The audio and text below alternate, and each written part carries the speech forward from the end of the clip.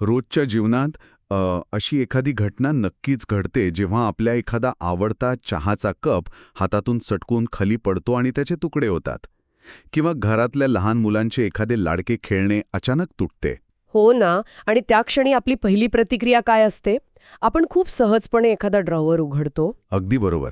Drawer उघडतो आणि गोंद किंवा एखादा चिकटवता येणारा पदार्थ, ज्याला आपण ॲडहेसिव्ह म्हणतो, तो बाहेर काढतो आणि ती वस्तू पुन्हा जोडण्याचा आटोकाट प्रयत्न करतो. त्यावेळी आपल्या डोक्यात फक्त एवढाच विचार असतो की ही तुटलेली वस्तू पुन्हा आधीसारखी कशी दिसेल. पण म्हणजे त्या दोन तुटलेल्या तुकड्यांना पुन्हा एकत्र आणणाऱ्या त्या एका गोंदाच्या थेंबामागे भौतिकशास्त्राचे म्हणजेच फिजिक्सचे किती मोठे आणि गुंतागुंतीचे नियम लपलेले असतात हे सहसा कधीच आपल्या लक्षात येत नाही. नक्कीच नाहीयेत. आपण त्या तुटलेल्या कडांवरून फक्त बोट फिरवतो आणि आपल्याला असं वाटतं की हे काम फक्त त्या डब्यातल्या रसायनाचे आहे. बरोबर. पण मुळात ही केवळ काही रसायनांची माहिती नाहीये. ही अणूंच्या पातळीवर म्हणजे अगदी ॲटॉमिक लेव्हलवर घडणाऱ्या एका महाकाय चमत्काराची गोष्ट आहे. क्या बात आहे. तिथे एक अत्यंत सूक्ष्म पण प्रचंड शक्तिशाली अशी प्रक्रिया घडत असते, जी आपल्या उघड्या डोळ्यांना कधीच दिसत नाही. जेव्हा दोन पृष्ठभाग एकत्र येतात ना आणि त्यांच्यामध्ये हा चिकट पदार्थ जातो, तेव्हा तिथे अब्जावधी मॉलिक्युल्सची एक प्रकारची युद्धपातळीवरची हालचाल सुरू असते. आणि म्हणूनच आजच्या या सखोल चर्चेत आपण याच अदृश्य पण शक्तिशाली जगाचा वेध घेणार आहोत. सॉलिड स्टेट फिजिक्समधील कोहेसिव्ह एनर्जी आणि ॲटॉमिक बॉन्डिंग यांसारख्या किचकट वाटणाऱ्या संकल्पनांमधून फेविकॉल, फेविक्विक आणि ॲरल्डाईडसारख्या प्रचंड मोठ्या आणि कोट्यावधी रुपयांच्या ॲडेसिव्ह उद्योगाचा जन्म नक्की कसा झाला हे आपण आज समजून घेणार आहोत. अगदी बरोबर. आणि हे खूप रंजक असणार आहे. हो. एक सर्वसामान्य वाटणारा गोंद हा विषय वैज्ञानिकदृष्ट्या किती भारी असू शकतो हे पाहणं खरोखरच अद्भुत असणार आहे. चला तर मग सुरुवात करूया अणूंच्या मैत्रीपासून. आता हे कोहेसिव्ह एनर्जी किंवा आकर्षण ऊर्जा आणि ॲटॉमिक बॉन्डिंग म्हणजे नक्की काय? हे समजून घेण्यासाठी आपल्याला पदार्थाच्या अगदी आतमध्ये जावं लागेल. म्हणजे जर सोप्या भाषेत सांगायचे झाले तर कोहेजन म्हणजे दोन अत्यंत शक्तिशाली चुंबक एकमेकांना चिकटल्यासारखे आहे का, जे स्वतःहून कधीच वेगळे होत नाहीत.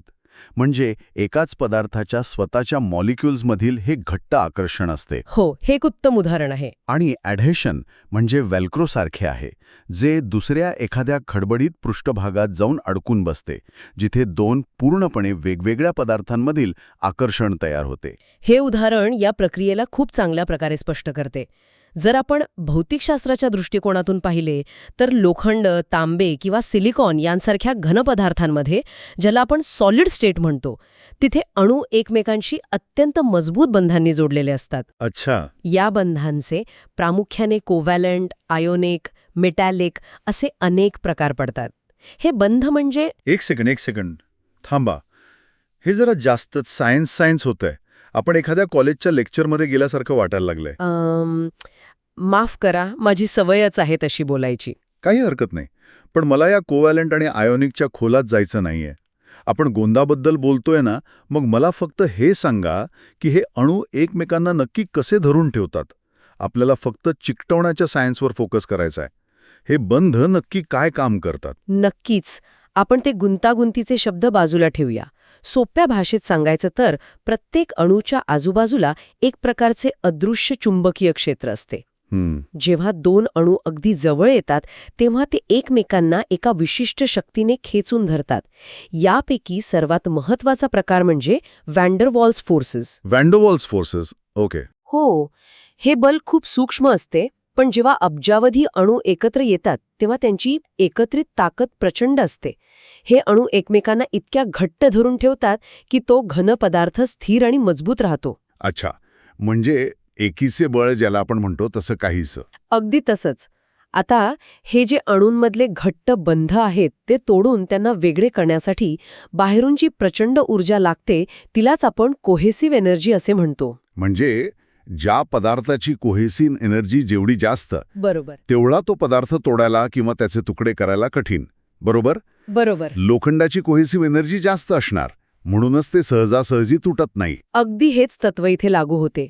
आणि इथली सर्वात लक्षवेधी गोष्ट म्हणजे हेच भौतिकशास्त्राचे मूलभूत बंध पुढे जाऊन कोणत्याही दोन वस्तूंना चिकटवण्याच्या म्हणजेच ॲडहेशनच्या प्रक्रियेचा भक्कम पाया बनतात. ते कसं काय? पृष्ठभागाशी स्वतःचे नवीन बंध तयार करतात. म्हणजे दोन्ही गोष्टी महत्वाच्या आहेत. हो तर स्वतःला एकत्र धरून ठेवण्याची ताकद आणि दुसऱ्याला पकडून ठेवण्याची ताकद या दोन्हींचा समतोल म्हणजे एक उत्तम गोंद. हे ऐकायला खूपच सोपे आणि तर्कशुद्ध वाटते. अणूंमधील आकर्षण समजले, पण मला इथे एक मोठा प्रश्न पडतो. कोणता? हे अणूंचे आकर्षण प्रत्यक्ष पृष्ठभागावर काम कसे करते? कारण लाकूड, प्लास्टिक किंवा काच हे काही आपल्याला अणूंच्या पातळीवर दिसत नाहीत. जेव्हा आपण प्रत्यक्ष गोंदाचा थेंब लाकडावर टाकतो तेव्हा तिथे जोडणी कशी होते?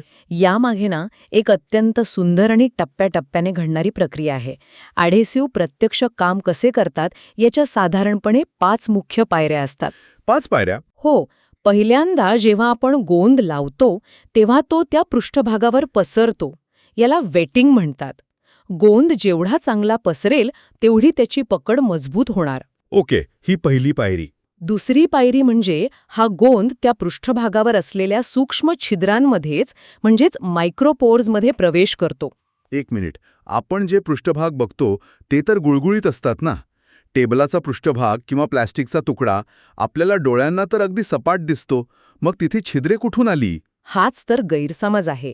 आपल्या डोळ्यांना जे गुळगुळीत दिसते ते मायक्रोस्कोप खाली म्हणजे सूक्ष्मदर्शकाखाली अजिबात गुळगुळीत नसते. अरे चा! जर आपण तोच सपाट वाटणारा पृष्ठभाग लाखो पटींनी मोठा करून पाहिला तर तिथे आपल्याला मोठ्या दऱ्या, खाचा, उंचवटे आणि खोल खड्डे दिसतील. चंद्राच्या पृष्ठभागासारखे? अगदी चंद्राच्या पृष्ठभागासारखे. तिथेच खरा खेळ चालतो. जेव्हा गोंद या दऱ्यांमध्ये आणि खाचांमध्ये द्रव अवस्थेत वाहतो तेव्हा तो आत जाऊन पूर्णपणे भरून निघतो. समजला. तिसऱ्या पायरीत गोंदाचे मॉलिक्युल्स आणि त्या पृष्ठभागाच्या आतले मॉलिक्युल्स एकमेकांच्या अगदी जवळ येतात आणि त्यांच्यात मगाशी आपण बोललेलो ते वॅन डर वॉल्स फोर्सेस किंवा रासायनिक बंध तयार व्हायला सुरुवात होते. म्हणजे ते एकमेकांशी हस्तांदोलन करतात किंवा एकमेकांत अडकतात. होय. आणि मग येते चौथी पायरी. हा गोंद आता तिथे एक सॉलिड पॉलिमर नेटवर्क बनवतो. म्हणजेच त्याचे मॉलिक्युल्स एकमेकांशी जोडले जाऊन एका घट्ट जाळ्याची निर्मिती करतात. आणि 5वी पायरी? 5व्या आणि शेवटच्या पायरीत हा गोंद पूर्णपणे सुकतो किंवा कडक होतो. या सगळ्या प्रक्रियेमुळे त्या दोन वस्तूंच्या कडा एकमेकांना कायमच्या आणि अत्यंत घट्ट चिकटतात. द्रव अवस्थेतील गोंद आता एक मजबूत घन पदार्थ बनलेला असतो. हे समजून घेताना माझ्या मनात एक विचार आला. बोला ना. समजा एखादा पृष्ठभाग खरोखरच 100% गुळगुळीत असेल, अगदी काचेसारखा किंवा पॉलिश केलेल्या चकचकीत धातूसारखा, आणि त्यात जर कोणतीही सूक्ष्म छिद्रे, दऱ्या किंवा खाचा नसतील, तर तिथे बंध तयार होणे कठीण जाईल का? तिथे गोंद काम करेल का? खूपच कळीचा मुद्दा आहे आणि अत्यंत हुशार प्रश्न आहे. धन्यवाद. जर पृष्ठभाग खरोखरच 100% गुळगुळीत असेल आणि तिथे मॉलिक्युल्सना पकड मिळवण्यासाठी कोणतीही सूक्ष्म छिद्रे नसतील तर तिथे ॲडहेशन निर्माण होणे खूपच कठीण असते. गोंदाला धरून ठेवायला जागाच मिळत नाही. अच्छा, म्हणूनच अनेकदा बघितलंय की लोक काच किंवा चकचकीत प्लास्टिक चिकटवण्यापूर्वी त्याला सँडपेपरने थोडं घासून खडबडीत करतात. अगदी बरोबर. सायकलचे पंक्चर काढतानाही ट्यूबला आधी घासले जाते, ते याच कारणासाठी.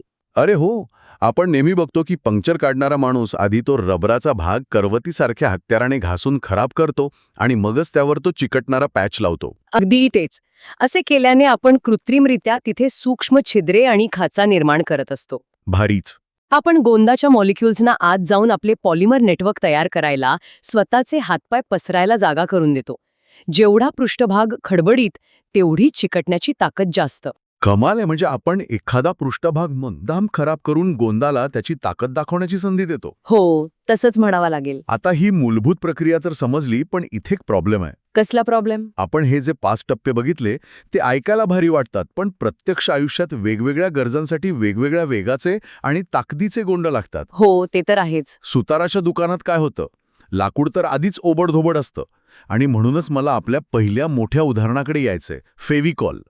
भारतात तरी सुतारकाम आणि लाकूडकाम म्हणजे फेविकॉल हे समीकरणच बनले आहे. हे नक्की कसे काम करते? फेविकॉल हे विज्ञानाच्या भाषेत सांगायचे तर पॉलिव्हिनाइल ॲसिटेट किंवा थोडक्यात PVA पॉलीवर आधारित ॲढेझिव्ह आहे. PVA polymer, okay. हे एक प्रकारचे सिंथेटिक रेझिन असते. तुम्ही फेविकॉलच्या डब्यात जे पांढरे घट्ट द्रव पाहता त्यात हे PVAचे मॉलिक्युल्स प्रत्यक्ष पाण्यात विरघळलेले असतात. पाण्यात म्हणजे फेविकॉलमध्ये पाणी असतं? हो, पाणी इथे एका वाहनासारखे म्हणजे कॅरियरसारखे काम करते, जे त्या मॉलिक्युल्सना लाकडाच्या पृष्ठभागावर पसरण्यासाठी मदत करते. म्हणजे डब्यात असताना हा गोंद लिक्विड असतो कारण त्यात पाणी असतं, पण जेव्हा आपण ते लाकडावर लावतो आणि 2 लाकडे एकमेकांवर दाबून ठेवतो तेव्हा त्या पाण्याचं नक्की काय होतं? कारण लाकूड तर पाणी शोषून घेतं, मग उरतं काय? फक्त ते पॉलिमर. हीच तर या प्रक्रियेची खासियत आहे. जेव्हा लाकडावर फेविकॉल लावले जाते तेव्हा 2 गोष्टी एकाच वेळी होतात. कोणत्या 2 गोष्टी? लाकडाच्या पृष्ठभागावर असलेली सूक्ष्म छिद्रे काही पाणी शोषून घेतात आणि उरलेले पाणी हळूहळू हवेत बाष्पीभवन होऊन म्हणजे इव्हॅपोरेट होऊन उडून जाते. अच्छा. जसं जसं हे पाणी कमी होते तसं तसं पाण्यात विरघळलेले ते पॉलिमर चेन्स एकमेकांच्या अत्यंत जवळ येतात आणि एकमेकांची अत्यंत घट्ट असे कोहेसिव्ह बॉन्डिंग करतात.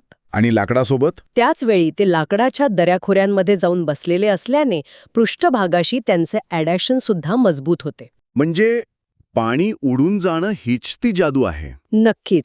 ज्या पाण्यामुळे हा गोंद डब्यामध्ये द्रव अवस्थेत असतो आणि आपल्याला तो ब्रशने सहज लावता येतो, तेच पाणी एकदा निघून गेल्यावर खरी ताकद निर्माण होते. पाणी गेले की बंध मजबूत झाले. हो, म्हणूनच तुम्ही बघितलं असेल की हे संथ पण भक्कम काम करते. हो ना.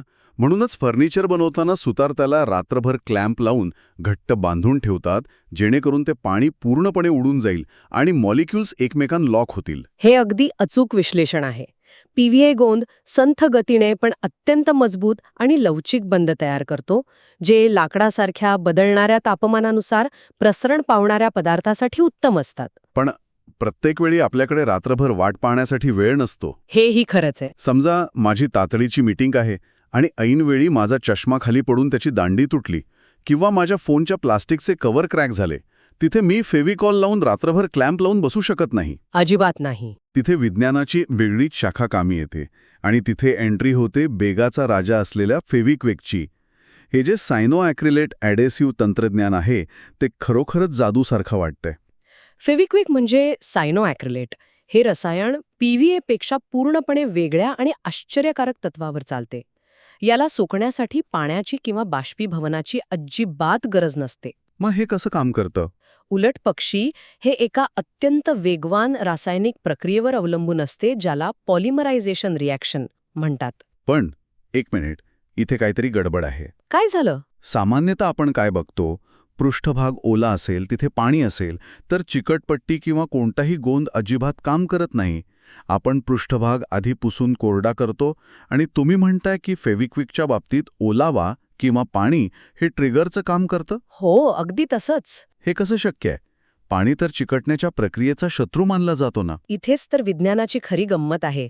सायनो ॲक्रिलेटच्या बाबतीत पाणी हा शत्रू नसून तो एक आवश्यक ट्रिगर आहे. बापरे.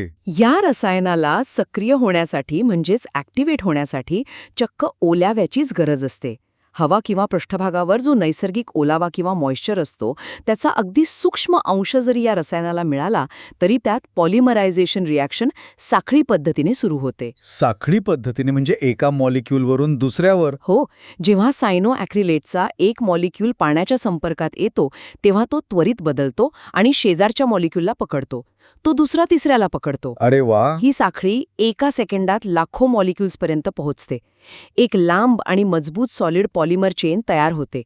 यामुळे पाण्याचं बाष्पीभवन होण्याची वाट पाहावी लागत नाही. म्हणजे काही सेकंदातच काम फत्ते? केवळ 5 ते 10 सेकंदात धातू, प्लॅस्टिक किंवा रबर अत्यंत घट्ट चिकटतात.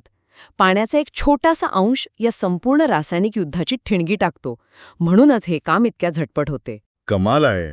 म्हणजे लाकूड जोडायला आपण पाणी उडून जाण्याची वाट बघितली आणि सेकंदात प्लास्टिक जोडण्यासाठी आपण हवेतील ओलाव्याचा वापर करून क्षणात एक रासायनिक साखळी तयार केली. विज्ञानाची हीच तर मजा आहे. हे खरोखरच थक्क करणारे आहे. पण आता मला अजून एक आव्हान द्यायचंय तुम्हाला. द्या की. समजा मला लाकूडही जोडायचे नाही आणि प्लास्टिकही नाही. मला जर चक्क एखादे विमान जोडायचे असेल किंवा कारखान्यातील मोठी यंत्रे, ज्याला आपण हेवी इंजिनिअरिंग म्हणतो, ती जोडायची असतील तर? तिथे हे दोन्ही चालणार नाहीत. तेच ना, तिथे तर फेविकॉलची संथ गती चालणार नाही आणि फेविक्विकची ताकद पुरणार नाही, कारण ते ठिसूळ असते. मग अशा महाकाय ताकदीसाठी काय वापरतात? तिथे आपल्याला केवळ चिकट वावणारा पदार्थ नको असतो, तर दोन वस्तूंच्या मध्ये एक नवीन मजबूत धातूसारखा थर हवा असतो. आणि अशा ठिकाणी वापरले जाते अराल्डाईट सारखे epoxy resin adhesive. Epoxy resin. हो, हे तंत्रज्ञान पूर्वीच्या दोन्ही उदाहरणांपेक्षा अधिक गुंतागुंतीचे आणि शक्तिशाली आहे. तुम्ही पाहिले असेल की अराल्डाईट नेहमी 2 वेगवेगळ्या ट्यूब्समध्ये येते. हे एक 2 पार्ट सिस्टीम असते. हो, मला आठवतोय. एका ट्यूबमध्ये पांढऱ्या रंगाचे रेझिन असते आणि दुसऱ्यामध्ये पिवळसर रंगाचे हार्डनर असते. अगदी बरोबर. आणि जोपर्यंत आपण ते दोन्ही एका विशिष्ट प्रमाणात एकत्र करत नाही, तोपर्यंत ते अजिबात चिकटत नाही. ते वर्षानुवर्षे ट्यूबमध्ये तसंच राहू शकते. बरोबर. जेव्हा हे 2 भाग म्हणजे रेझिन आणि हार्डनर एकमेकात मिसळले जातात, तेव्हा तिथे फक्त सुकण्याची किंवा साधी साखळी तयार होण्याची प्रक्रिया होत नाही. मग काय होतं? तिथे एक अत्यंत शक्तिशाली क्रॉस लिंकिंग केमिकल रिॲक्शन होते. या प्रक्रियेत एक अत्यंत मजबूत असे 3D पॉलिमर नेटवर्क तयार होते. 3D network? हां. म्हणजे हे नक्की कसे असते? मला हे डोळ्यांसमोर कसं आणता येईल? कल्पना करा की सायनोॲक्रिलेटमध्ये मॉलिक्युल्स फक्त एका सरळ रेषेत एकामागे एक जोडले जातात, जसे की एखाद्या ट्रेनचे डब्बे. अच्छा.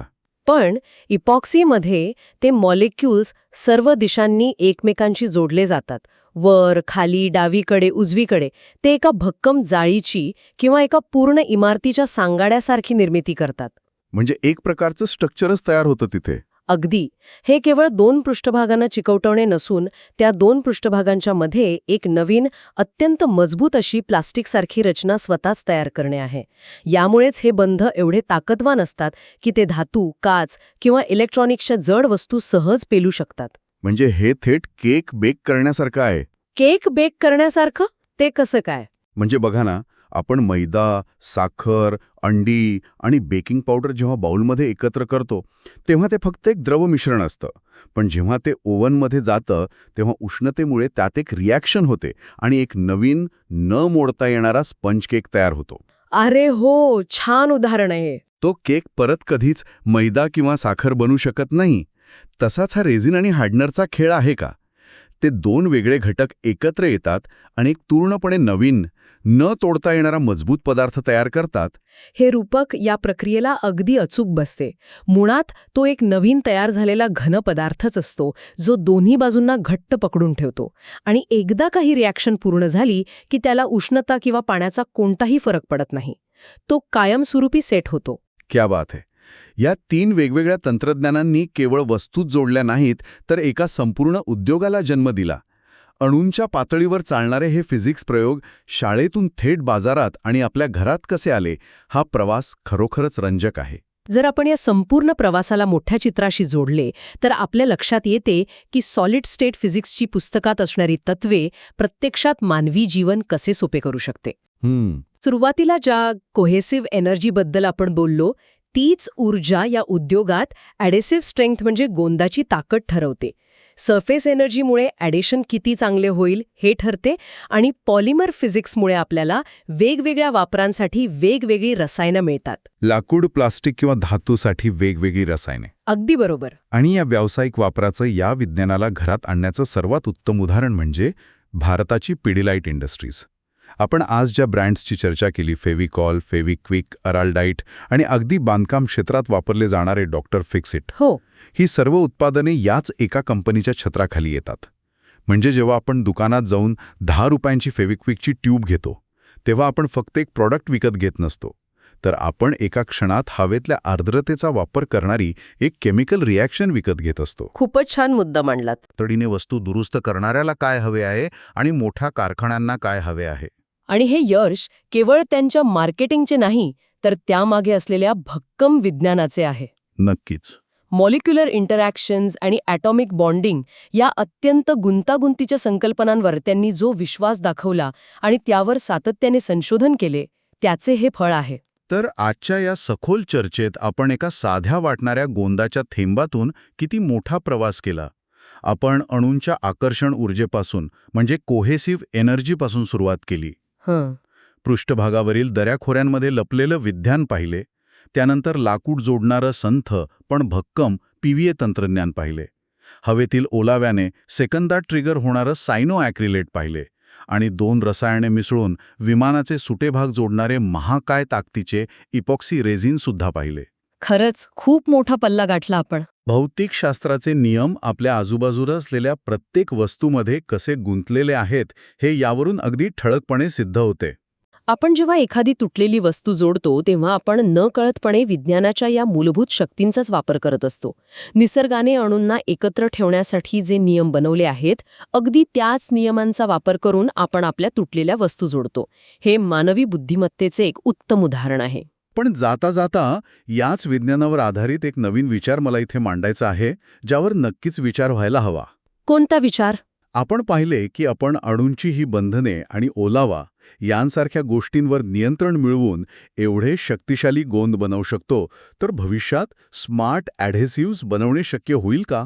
स्मार्ट ॲढेसिव्हज म्हणजे असा गोंद जो स्वतःहून विचार करू शकेल. नक्की काय अपेक्षित आहे? म्हणजे असा गोंद जो केवळ जोडण्याचे काम करणार नाही, तर आपल्या मर्जीनुसार वागेल.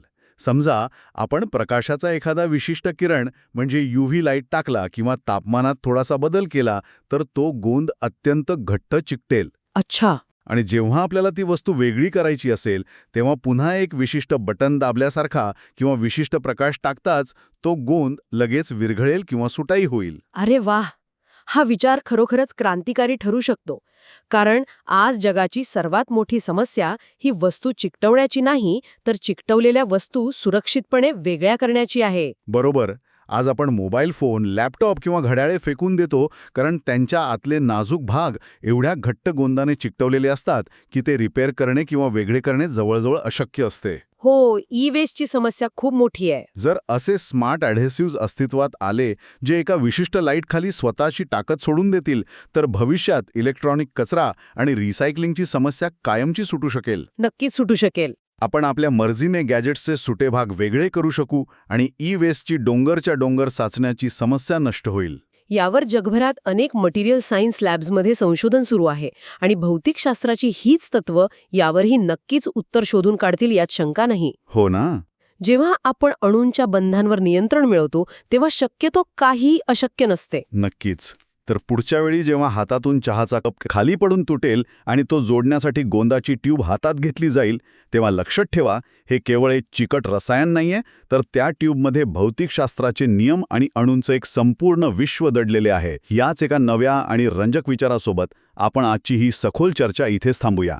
तोपर्यंत आजूबाजूच्या विज्ञानावर लक्ष ठेवा, पडणाऱ्या प्रश्नांची उत्तरे शोधत रहा आणि नवीन गोष्टी शिकत रहा.